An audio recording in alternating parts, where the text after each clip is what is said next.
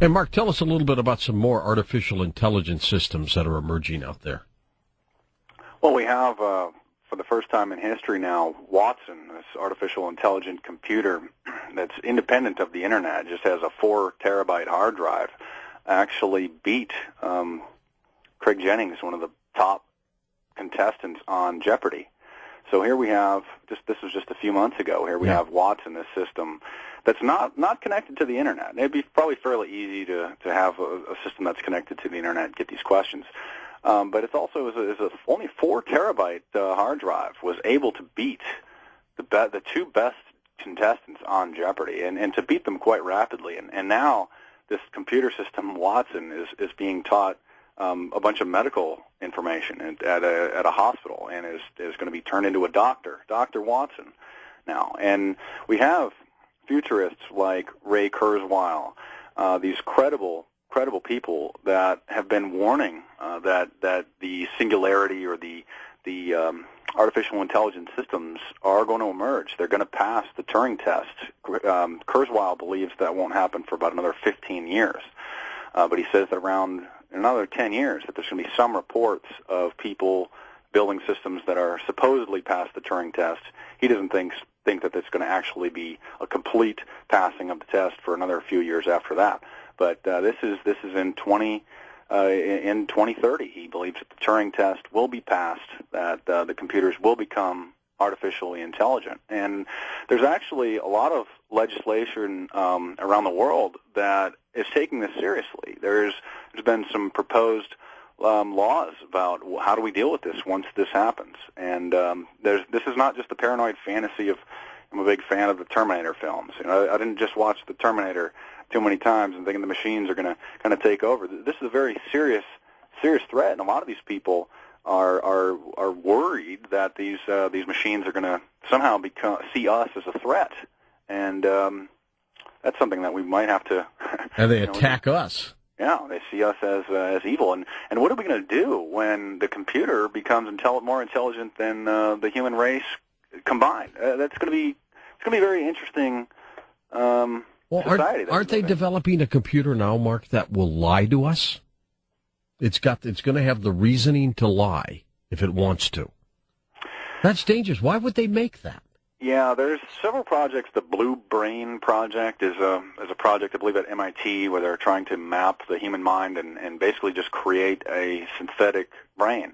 And there's also a lot of strange hybrid computers out there where they're using the cortex of rat brains, literal real live rat brains, and they're building a living computer out of the brain and combining it. It's a cybernetic organism, a cyborg from the old science fiction movies. And these devices are small, and they're able to operate very minimum devices now. But this is something that's going to be coming around the corner in the next few years as well. Okay, let's go back to the phones now. We'll pick it up by going to Huntington Beach, California. Joe's turn, west of the Rockies. Hey, Joe, go ahead. Hi, George. And I was just commenting on the guest. He was speaking about how the mainstream press had not mentioned the groups like Bilderberg Group, but it was recently that the Economist magazine actually admitted to being a Bilderberg Group-owned company, and they tried to poo-poo it off like it was just some benign group. And it wasn't picked up by the main media, but or like groups like PrisonPlanet.com picked it up, and like TruthQuake.com and DavidIcke.com, they all picked it up and started writing about, look at this, The Economist is admitting that they're owned by Bilderbergs. And I was also wondering if the guests knew who at Bohemian Grove, why they would invite people like Buffett, that singer, Jimmy Buffett or whatever. Jimmy Buffett, yeah. Yeah. Well, the Bohemian Grove, you got to understand, on one level, it's a secretive elite party. A lot of those people have no idea about what goes on there. They just think it's an elite resort, and they go there and can do whatever they want. There's no press allowed. It's the inner circle that's always the problem. So it's the inner circle that's involved in the occult activity that takes the ritual very seriously. The other other guests, some of the guests probably just have no idea. They're wasted and drunk, and they see this bizarre ceremony. It's pretty strange, but they probably don't understand the significance of it. It takes a lot of context to understand what a Moloch sacrifice is and what they're doing and what it means and what is Luciferianism and Satanism and all that stuff. So just because not everybody that goes to the Bohemian Grove is an evil Illuminati scumbag, just like not everybody that's in government is an evil. It's always the corrupt core that's very powerful that sort of leads the rest of the train. Okay. All right, good. Thank you. Next up, we go to Stillwater, New Jersey. Bob, it's your turn on Coast to Coast. Go ahead, Bob. Hi, George. Hi, Mark. Hi. Yeah, I found it very ironic that you made a connection between Facebook and the book 1984. I just got done reading the book 3 days ago. I just wanted to comment on it. Well, good. I'm glad you're. I urge everybody to read 1984. If you've read it as a child, read it again. It really strikes home what we're facing today. The next one up is Huxley, Brave New World. I'll start reading that one. But I wanted to. I don't know if I missed you saying something to this effect. But the scene in the book where Winston was in the canteen, which is another word for cafeteria, where he came across Julia. And then he was worried about his expressions being read. Yes. By the thought police. Listen, and it's called face crime. This guy brings up a great point. In the novel, if your facial expressions showed some sort of distrust or disdain for the government, that was called face crime, because you aren't allowed to think that or to express that. And the telescreens, these video camera screens that were all around everywhere watching, could detect your face crime. And if you weren't happy or if you weren't following along, it knew this. And what's interesting is there's the European Union has launched a program. It seems so bizarre that it's so comical, but they're actually doing this. They're investigating systems, or they're funding systems that they say look at your facial expressions of the passengers on a plane. So this system is built into the rear seat and faces you, and then it's supposed to detect, this is what they claim, it can just detect from your facial expressions whether you might be a terrorist, whether you might be thinking something wrong. And this is just so foolish. It actually has microphones that listen to people, too. They want to implement this in all flights.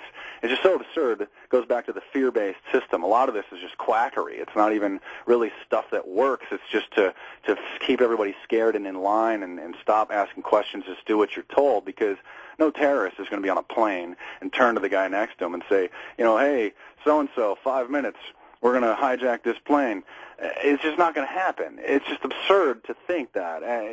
That's why this is so absurd. We have to ridicule what needs to be ridiculed, and we have to not be afraid. So that's a good point.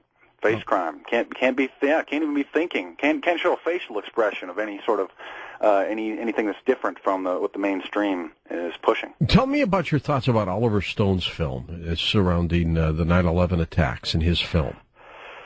I'm very disappointed in Oliver Stone. I thought that he would have been one of the guys to bring the 9/11 inside job, the 9/11 conspiracy theories, whatever you want to call it, to the mainstream. And not only did he not do that, but he produced a film in 2006 called World Trade Center, which is the real story about the rescuing of some Port Authority worker and the rubble and this and that and the drama. But why would Oliver Stone, Mr. Conspiracy in Hollywood, Mr. JFK Conspiracy, the producer of the JFK the film, that caused a lot of heat in Hollywood for him and for others. Why would he not only just not be aware of the new conspiracy of this generation, the grassy knoll of this generation? Not only is he not aware of it, he hasn't spoken out about it, but then he goes and produces a film about the World Trade Center being attacked, but then it's just a rescue story? Like, what are you doing, man? I mean, I can't believe that. I think he got compromised. I think maybe somebody paid him a tremendous amount of money to produce that film so that he wouldn't, to sort of cut him off at the, cut off the possibility of him doing a 9/11 conspiracy type of film. Because it doesn't make any sense. Why would a guy that knows about conspiracy theories and produced one of the biggest conspiracy theory films in Hollywood, how could he miss the biggest conspiracy inside job of this generation, and then not only just miss it and not talk about it, but then produce a film about something that has, about the event, and then just miss the whole core of it? I just can't believe it. It shocks me. Nobody advised him. Well, look, you can't tell me that he didn't know. A student of conspiracy theories had to have known on 9/11 or shortly after that this, what was really going on. I mean, I was just a college kid. I didn't know. I was busy with other things. But I mean, people that are studying the New World Order and false flag terrorism for years had suspected it was an inside job right away. By 2005, the 9/11 conspiracy theories, quote unquote, were going mainstream. You had Rosie O'Donnell, everybody talking about him in the mainstream, Charlie Sheen. And so how could he not know? How could he miss it? How could he, and then to not only to miss it, but then to produce a film about the event, but then to produce it about something that has nothing to do with the actual attack and the implications, sort of a lifetime, fluffy, feel-good story about some rescuing. I mean, I'm kind of disappointed in the guy, and I'm sure a lot of other people are, and I don't know why he would do that. I just don't know. All right, let's go to Brian, Bloomsburg, Pennsylvania, east of the Rockies. Brian, go ahead. Yeah, thanks for taking my call. Just a couple of points, trying to make them quick. One thing that's been coming out lately with the whole bin Laden thing, what's been shown before, but a lot of his problem was when we first went into Iraq and we put troops in Saudi soil and all that stuff. And this is something that we did in '91, right? And I just keep thinking that if we had not gone in, after we had supported Saddam for so many years, there's a good chance that, Al-Qaeda may not have gotten to the point where they did what they did. I did a quick adding up of all the costs associated, not with the First World War, but with the whole thing with 9/11, the two wars after it, the overflight zones during, the 90s, all the stuff we did. And I came up with about $9.6 trillion based on us doing something stupid, which I think would be, equated to those the Illuminati we're talking about. My other main point, which goes along with that, is, I hear a lot of points on the radio